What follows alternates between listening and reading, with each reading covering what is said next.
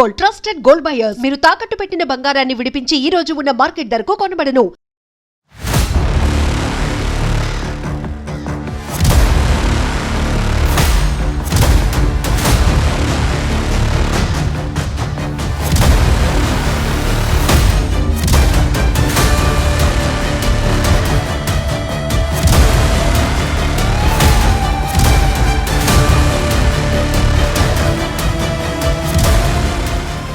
Welcome to iDream.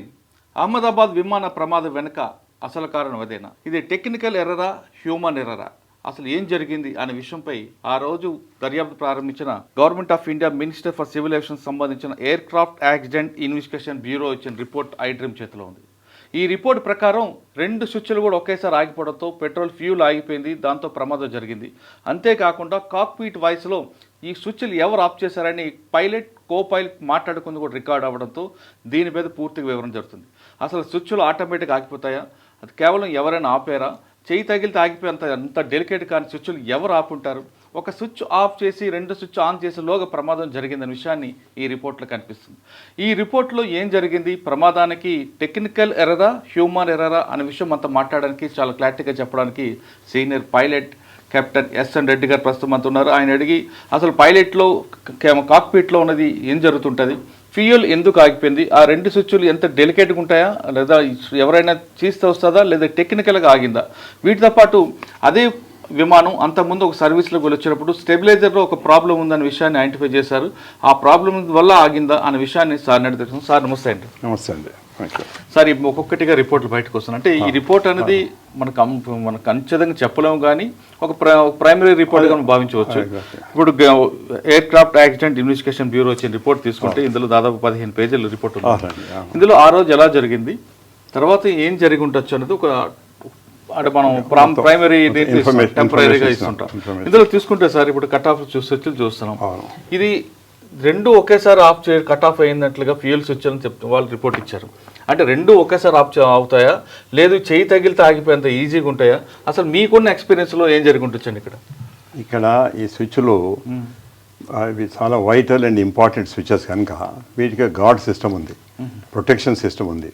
అదేంటంటే ఇది just ఇట్లా చేయి తగిలితే, ఇన్సిడెంటల్ యాక్సిడెంటల్ తగిలితే అవి ఆఫ్ కావు ఆర్ ఆన్ కావు. దాన్ని లిఫ్ట్ చేయాలి, ఈ నాబ్ను బట్టి ఇట్లా లిఫ్ట్ చేసేయాలి. 2 ఒకసారి ఏంటంటే 2 హ్యాండ్స్ యూజ్ చేయవలసి వస్తుంది. సో 2 హ్యాండ్స్ యూజ్ చేస్తే ఎవరు చేస్తే అది ఇంటెన్షనల్గా చేయవలసి వస్తుంది. విన్నారా? అది ఎప్పుడు సాధారణ అవసరం ఉండదు, అట్లా చేయమన్నమాట. ఇక్కడ ఏం చేస్తా, ఈ స్విచెస్ పర్పస్ ఏంటంటే మనం ఇంజన్ స్టార్ట్ చేసినప్పుడే మనం వాడతాం. ఇంజన్ ఇప్పుడు రైట్ ఇంజన్ స్టార్ట్ చేసినప్పుడు రైట్ స్విచ్ దీన్ని పైకి లేపి పైకి జరుపుతాం అనమాట. ఆ పైకి లేపి జరిపే దగ్గర అక్కడ గార్డ్ ఉంటుంది. ఆ పైకి లేపితేనే అది పైకి మూవ్ అవుతుంది, లేకపోతే కాదనమాట. There is a guard there protecting that. So because it being a very vital and important switch, the manufacturer itself has taken precaution of safeguarding it by putting that guard system, that you have to lift it intentionally and then only you can move it. Accidental గా move మీకున్న experience ప్రకారం technical error అంటారు అది? అదే అంటున్నాను. అది ఇప్పుడు fuel of అయింది, ఫ్యూయల్ సప్లై ఆగిపోయిందంటే ఎందుకు ఆగిపోయింది అది వేరన్నమాట. ఇది ఆఫ్ చేస్తే ఆగిపోయింది అని ప్రిజంప్షన్, కానీ ఇది ఆఫ్ చేయకముందే అది ఆగిపోయింది. Pilot is asking the copilot, నువ్వు స్విచ్ ఆఫ్ చేసావా అంటే ఆయన నేను చేయలేదు అన్నాడు. అనే వరకు pilot realise that the fuel flow has cut off by itself. Then he decided that he has to relight, he has to restart the engine. అప్పుడు probably he has put one after other 2. అందుకే 1 second తర్వాత అన్నాడు కదా, ఇది lift చేసి ఇది of చేసి ఇది ఆఫ్ చేసి హీ స్టార్టెడ్ రీలైట్ ప్రొసీజర్. రీలైట్ ప్రొసీజర్ కొరకు మనకు పవర్ కావాలి. దాని కొరకు 2 ఇంజన్స్ ఫెయిల్ అయినప్పుడే అది ర్యాట్ అని ఒకటి ఉంటుంది. That is known as ram air turbine. అది 2 ఇంజన్స్ కట్ అయితేనే ర్యామేర్ టర్బైన్ పడుతుంది అనమాట, బయటకు వస్తుంది. బయటకు వచ్చి it gives you the hydraulic and electrical and other systems it gives. And also it also makes the APU to start. APU ante auxiliary power unit. In this case rat పడ్డది, దాని తర్వాత మన అది కూడా స్టార్ట్ అయింది, APU కూడా start అయింది. ఇంతలో ది పైలట్ ఈ మాటలు మాట్లాడుకొని they realized that the fuel switches were not put off by them, but the fuel flow has stopped by itself. So the fuel flow stopped. The switches have stop lock అన్నారు కదా నేను చెప్పిన అదే ఆ protection అనమాట lock mechanism. So must be lifted before turning. Unless you lift and move it forward it will not move at all. అంటే ఈజీగా ముందు పుష్ చేసి పైకి లేవాలి, మనం పైకి గుంజి పైకి చేయి తగిలితే నో అసలు కాదు. అందుకొరకే it being a very vital system they have given such protection for that. ఈ ఎయిర్క్రాఫ్ట్లో కానీ ప్రతి ఎయిర్క్రాఫ్ట్లో కూడా ఇటువంటి వైటల్ వాటికి some protection system is there. So ఈ ఎయిర్క్రాఫ్ట్ కొన్నిటికేమో మెటల్ గార్డ్ కూడా ఉంటుంది, దీంట్లో మెటల్ గార్డ్ లేదు. దీనికి ఆ ప్రొటెక్షన్ పెట్టిన కానీ పైకి లిఫ్ట్ చేసి మూవ్ చేయాలి. యాక్సిడెంట్గా మనం చేయగలిగేది ఉంటే అది మూవ్ కాదు, unless intentionally you pull it out and then move it forward. రెండు ఒకేసారి అలా ఆఫ్ అయి ఉంటాయండి. అదే రెండు ఒకేసారి అంటే రెండు చేతులు వాడవలసి వస్తుంది. So that is never happen. ఒకవేళ కో పైలట్ పని చేసిన పైలట్ చూస్తుంటాడు కదండి, ఇక్కడ చూస్తుంటాడు. Suppose pilot is seeing somewhere else also it can happen, but it did not happen because the copilot has confirm that I did not touch, I did not put out the switches. Then captain has realized, oh, fuel flow is not coming on its own. Therefore, he attempted to relight the engine. And మన preliminary రిపోర్ట్లో కూడా వచ్చింది, ఒక engine start అయింది, ఇంకొక engine was in the starting procedure, starting ప్రాసెస్లో, then crashes happen. Okay, అదే cut off to run at about 8:52 UTC. అది కట్ ఆఫ్ అంటేనేమో ఇది కిందికి అంటే కట్ ఆఫ్, పైకి అది పుల్ చేసి పైకి అంటే రన్. అది sir the APU inlet door began opening about and APU started starting ఎందుకంటే ఆ ర్యాట్ కింద పడ్డ తర్వాత ర్యాట్ యొక్క సప్లై తోటి అది APU కూడా ఆటోమేటిక్గా స్టార్ట్ అయింది అనమాట. It was in the starting process. ఓహో, there after at 8:56 UTC the engine to fuel cut off switch also transitions cut off to run. That means వెనక నుంచి మళ్ళీ పైకి మూవ్ చేసాడు అనమాట, పైకి గుంజి పైకి మూవ్ చేసాడు. That is to restart the engine. అచ్చా, when fuel control switches are moved from cut off to run while the aircraft is in flight. Correct. ఫ్లైట్లో ఇంకా క్రాష్ కాకముందే దిస్ ప్రాసెస్ హెస్ స్టార్టెడ్. ఒక ఇంజన్ స్టార్ట్ చేసిండ్రు, ఇంకో engine start చేసే వరకు crash అయింది ఆ building. Okay, each engine is full authority dual engine control automatic manages to relate the thrust recovery sequence to aviation fuel introduction. That's the FADEC అంటాం మేము. ఆ FADEC తోటి ఇదండి సార్. ఇందులో చాలా క్లియర్గా రిపోర్ట్ ఇస్తున్నారు కదా, అంటే ఒక ఇంజిన్ మీరు చెప్తున్నట్లుగా రెండు ఆగిపోయి పైలట్ చూశారు, కో పైలట్ డిస్కస్, ఇదంతా కాక్పిట్ వాయిస్ రికార్డింగ్ వచ్చింది. ఓకే, వెంటనే వాళ్ళు ఒక్కొక్కటి మూవ్ చేశాడు, కానీ అప్పటికే జరగాల్సిన నష్టం అప్పటికే రైట్ ఇంజన్ స్టార్ట్ అయింది, లెఫ్ట్ ఇంజన్ స్టార్ట్ అయ్యే వరకు క్రాష్ అయింది. సార్ ఒకవేళ అక్కడ బిల్డింగ్స్ ఉన్నాయి కాబట్టి కొలాప్స్ అయింది, ఏం లేకుండా ఉందంటే ఒక ఇంజన్ కూడా స్టార్ట్ అవుతుండే అప్పుడు ఈ ప్రమాదం జరగదు. అప్పుడు ప్రాబబ్లీ ది పవర్ ఓపెన్ చేస్తే పవర్ వచ్చేది ఉంటే అది దాదాపు కింది ల్యాండ్ వరకు పోయి మళ్ళీ probably it would pick down. Sir ఇప్పుడు మనం కాక్పిట్ చూస్తున్నాం సార్, ఇక్కడ స్విచ్స్ కనిపిస్తున్నాయి, అంటే మీరు చెప్తున్నట్లుగా చెయ్యి తాగి ఆగిపోయేంత ఇన్సిడెంటల్ గా మూవ్ కాదు ఆ switch. Unless intentionally we lift it and move, it will not move. There is a protection system is there, there is a safeguard system is there. Sir ఇప్పుడు అంటే ఈ ఇష్యూలో కాకుండా జనరల్గా ఈ రెండు స్విచ్లు ఆగిపోవడానికి ఏ రీజన్స్ అయ్యి ఉండొచ్చు? అంటే స్టెబిలైజర్ ప్రాబ్లమ్ అని ఒకటి వస్తుంది, అదే వచ్చా? స్టెబిలైజర్స్ దానికి దీనికి ఏం సంబంధం లేదు. Okay, there is no connection at all. That's a different. ఇదే విమానం ముందు సర్వీస్ లో వచ్చినప్పుడు స్టెబిలైజర్ ప్రాబ్లమ్స్ ఉన్నాయి, పైలట్ రిపోర్ట్ ఇచ్చారు. అది వేరే nothing to do with the fuel system. ఏమై ఉండొచ్చండి మీకున్న ఎక్స్పీరియన్స్? దీని ఎక్స్పీరియన్స్ ప్రకారం ఏమవుతుందంటే, ఇప్పుడు నేను మొదలు కూడా చెప్పినాను, ఇదివరకు కూడా చెప్పినాను, fuel supply has stopped for the engine. ఎందుకు? There could be 2-3 reasons. One could be that fuel contamination, దాంట్లో మనకు ఏదైనా చెత్త రావచ్చు, వచ్చి ఫిల్టర్ నుంచి ఫ్యూయల్ పోకుండా బ్లాక్ కావచ్చు. That is one possibility. Second possibility is that some fuel pumps have failed or the ఈ ఫ్యూయల్ ఫ్లో స్విచెస్ ఇంటెన్షనల్గా ఆపరేట్ చేసి ఉంటారు. అటువంటి పరిస్థితులనే ఫ్యూయల్ రాదనమాట.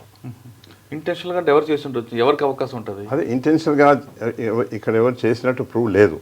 ఇక్కడ ఎవిడెన్స్ ఇంతే ఉంది అంటే ఫ్యూయల్ రాలేదు. ఈ పైలట్ ఇంకో పైలట్ని అడిగిండు, ఏం ఫ్యూయల్ వస్తలేదు, ఫ్యూయల్ స్విచ్ ఆఫ్ చేసినావా? అతను నేను ఆఫ్ చేయలేదు. అంటే that means some system has failed somewhere. So he felt that I will relight it. ఇంత లోపల ఏమైంది, ఆ ర్యాట్ పడ్డది, ఆ హైడ్రాలిక్ అండ్ ఎలక్ట్రిక్ సిస్టమ్ వచ్చింది, ఇంత లోపల ఏపీ కూడా స్టార్ట్ అవుతున్నది. So they could get power to relight to start. ఇవన్నీ కనుక సపోజ్ మనం 20,000 ఫీట్లో 30,000 ఫీట్లో ఉండేది ఉంటే nothing would have happen. They would have relighted comfortably, 2 engine start చేసుకుంటారు, సేఫ్గా పోగలుగుతారు. కానీ ఇక్కడ అన్ఫార్చునేట్లీ టైం లేదు, హైట్ లేదు. ముఖ్యంగా హైట్ ఉండేది ఉంటే ఇవన్నీ చేయవచ్చు అనమాట. అది సార్ ఇప్పుడు ఫెయిల్ మీరు అన్నట్లుగా రావడం ఆగిపోయింది అనుకోండి, ఆటోమేటిక్ ఇది కూడా డౌన్ అయిపోతాయా స్విచ్లు కూడా? No switch will not move. Switch ఇక్కడ మూవ్ అయింది కదా సార్ ఇక్కడ? చెప్తాను, switch will remain in the same position. వీళ్ళు మళ్ళీ ఇంజన్ రీలైట్ కొరకు ఆ రీస్టార్ట్ కొరకు అప్పుడు స్విచ్ వాడు ఆఫ్ చేసి మళ్ళీ ఆన్ చేయవలసి వస్తుంది అనమాట. That's what cut off and run. Cut off and run అంటారు. ఆటోమేటిక్గా డౌన్ అవుతుంది. నో అది కాదు, అది కాదు, అది కాదు. అచ్చా, వీళ్ళు డౌన్ చేసి కట్ ఆఫ్ చేసి మళ్ళీ ఆన్ చేశారు to restart. That's the procedure. ఇప్పుడు there are 3 situations where the switches are operated. One is to start the engine. మనం గ్రౌండ్ మీద ఉంటాం, టేక్ ఆఫ్ కంటే ముందు ఇంజన్ స్టార్ట్ చేసినప్పుడు ఈ స్విచెస్ ఆపరేట్ చేస్తాం. ఇది ఈ కట్ ఆఫ్ నుంచి లిఫ్ట్ చేసి రన్కు తెస్తాం, అదొక స్థితి. ఇంకొకటి ఏమో మనం డెస్టినేషన్ చేరిన తర్వాత స్విచ్ ఆఫ్ చేయాలంటే మళ్ళీ దాన్ని లిఫ్ట్ చేసి కట్ ఆఫ్ తీసుకుపోతాం, ఆఫ్ అవుతుంది. These are the 2 situation. Third situation is you are in the flight. Unfortunately one engine has failed. That is the time the pilot does this exercise. దాన్ని cut off తీసుకొచ్చి మళ్ళీ relight చేస్తారు అనమాట, మళ్ళీ restart చేస్తారు. So that what happens if it was at 20,000 feet or 30,000 feet, nothing would happen.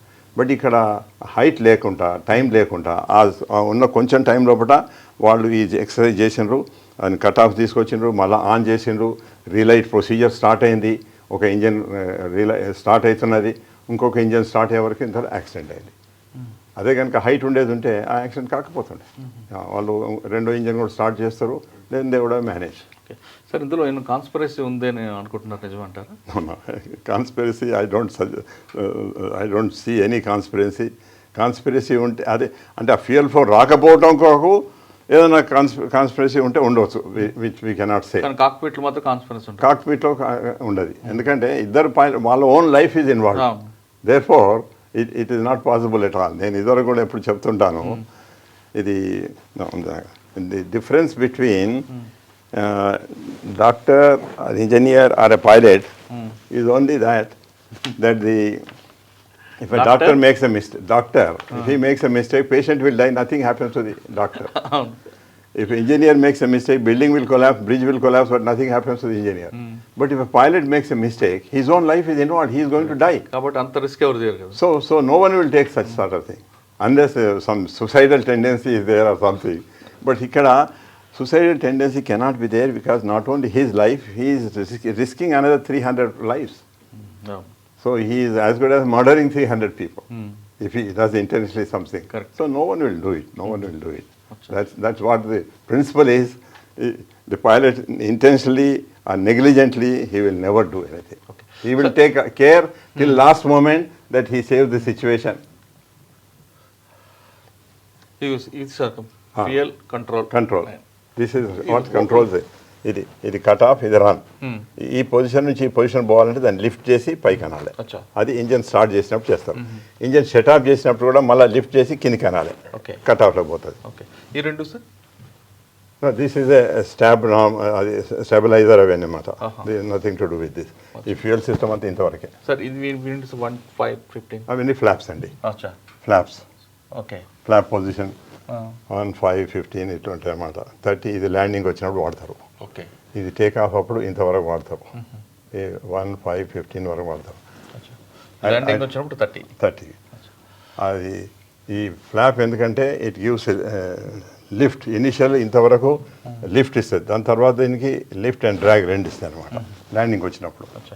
అదే ఒకసారి earlier there was a discussion saying that ఎందుకంటే దీనిలో landing gear lever is down, wheels are down. So యూజువల్గా మనం take off అయిన తర్వాత 50 feet to 100 feet లోపల మనం captain gives instruction gear up అంటే ఆవిడ నాబ్ పెట్టి పైకి అంటాడు. ఈ సిచ్యువేషన్లో మనం ఒక దీనిలో ఉంది, ఒక పిక్చర్ ఉంది. ఆ పిక్చర్ ప్రకారంగా the landing gear is down, క్లియర్గా మనకు కనపడుతుంది. దిస్ ఈస్ ల్యాండింగ్ గేర్, ఇది అప్, ఇది డౌన్.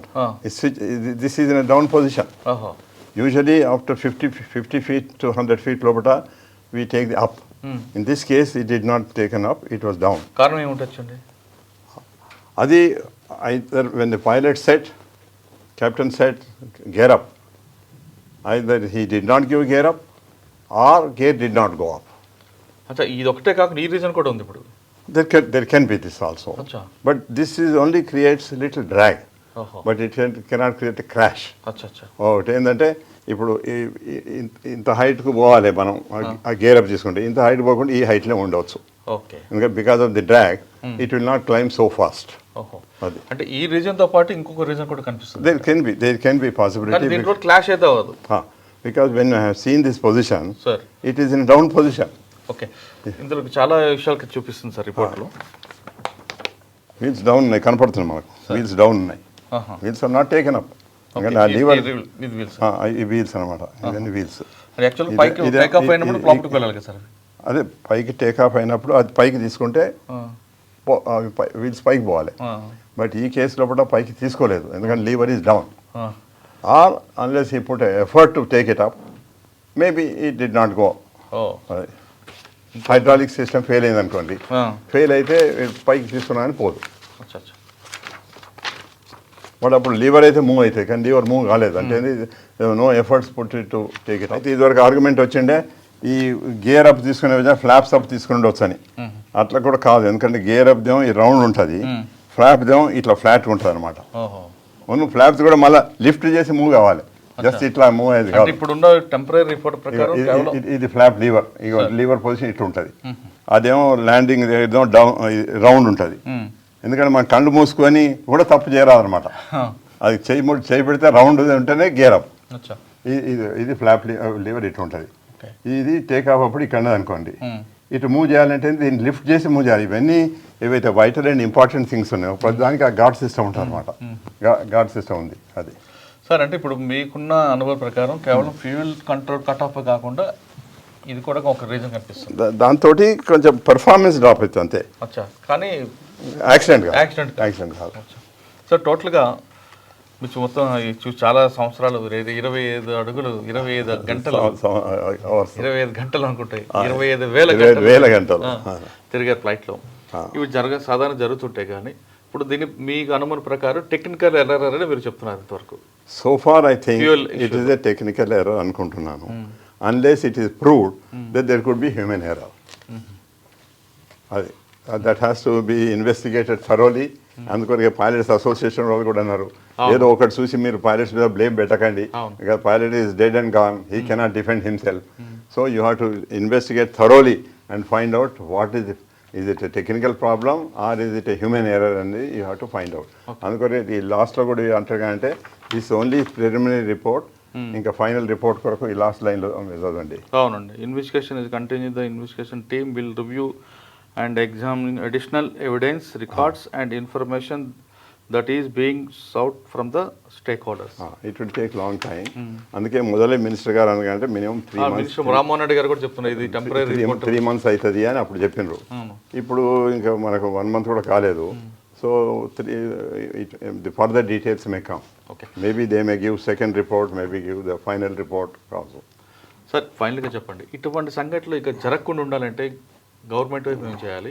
ఒకవేళ జరిగిన తర్వాత ఇన్వెస్టిగేషన్ చేసి దీంట్లో ఎవరిని ఇందులో ఫిక్సప్ చేస్తారండి? ఇప్పుడు మీరు అన్నట్లుగా టెక్నికల్ ఎర్రర్లోనే జరిగింది అనుకుందాం, ఫైనల్ రిపోర్ట్ టెక్నికల్ ఎర్రర్ ఏది ఉంటే they will give instructions to the manufacturer that these are the things, it happen due to this reason. So in future you have to see that this should not happen. So they have to take additional precautions or additional systems improvement they have to do it. అదొకటి. ఇంకోటి నాకేం idea వచ్చిందంటే ఇప్పుడు మేము Shamshabad airport చేసినాం. I was involved in that from the A to Z, from the selection of the site onwards till it is finalized. I was involved. I was adviser to government, I was adviser to GMR also. అయితే అప్పుడు ఇప్పుడు runway east west ఉంటుంది అనమాట. సాధారణ మనకి ఇండియాలో winds are only east west డైరెక్షన్లో ఉంటాయి. అయితే ఈస్ట్ వెస్ట్ డైరెక్షన్లో మనం there should not be any obstruction at all. ఇక్కడ ఆ బిల్డింగ్ వాజ్ అన్ అబ్స్ట్రక్షన్. ఆ బిల్డింగ్ కనుక అబ్స్ట్రక్షన్ లేకపోతే probably either they would have succeeded in relighting both the engines and slowly go up, or it would have hit the ground, but the damage would have been much less and deaths would have been very much less. But unfortunately a building ఉండడంతో ఆ యొక్క situation. Sir సాధారణంగా airport సరౌండింగ్లో 4-5 కిలోమీటర్ల వరకు 15 metres height building కట్టకూడదని norms చెప్తాయి కదా. అవును. మరి ఇక్కడ ఆ విధంగా ఎలా పర్మిషన్ వచ్చింది? ఇప్పుడు ఏమవుతుందంటే ఇప్పుడు కొత్త ఎయిర్పోర్ట్ లైక్ ఇప్పుడు శంషాబాద్ మేము చేసినప్పుడు we had the discretion to select a site which has got no obstructions at all. So I have seen 3-4 sites and the best site I selected was the Shamshabad thing. Okay.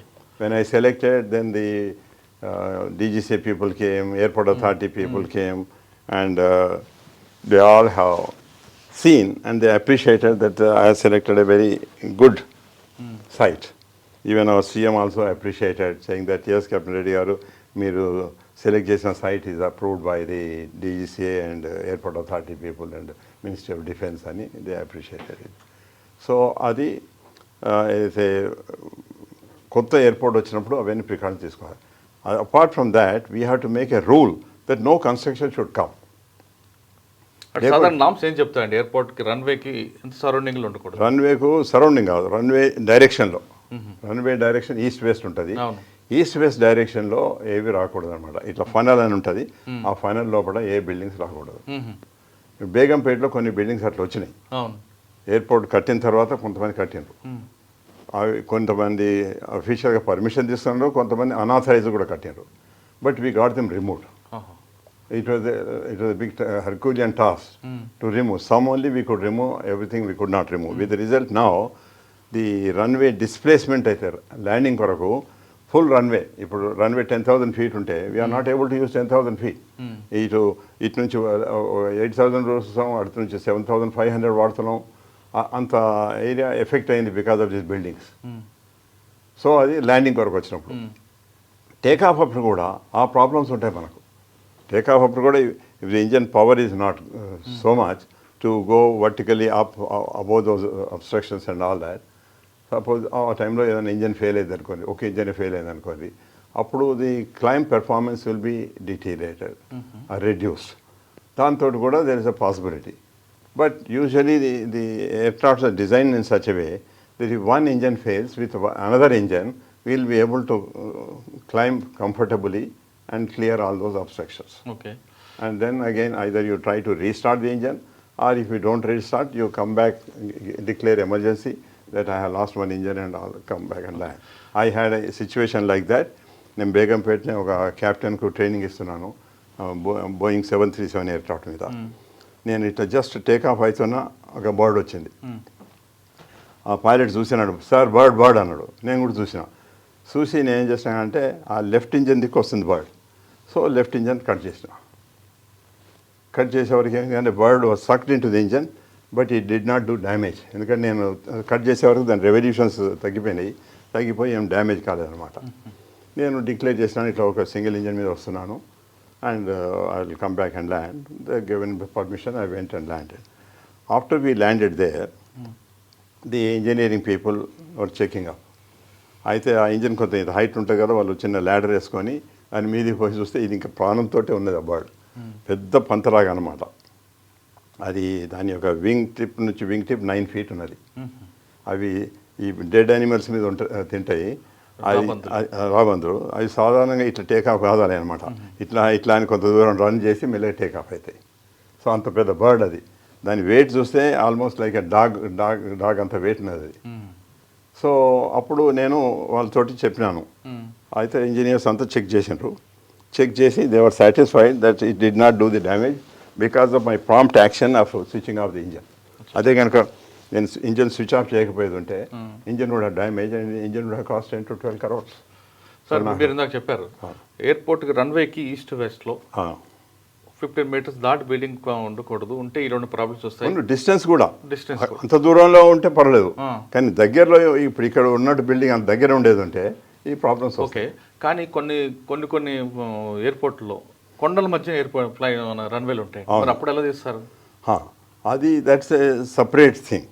దాని కొరకు ఏం చేస్తారు అంటే మనం air craft load full చేయం, తక్కువ wait తీసుకుంటాం, ఎందుకంటే పెర్ఫార్మెన్స్ మంచిగా ఉండాలి.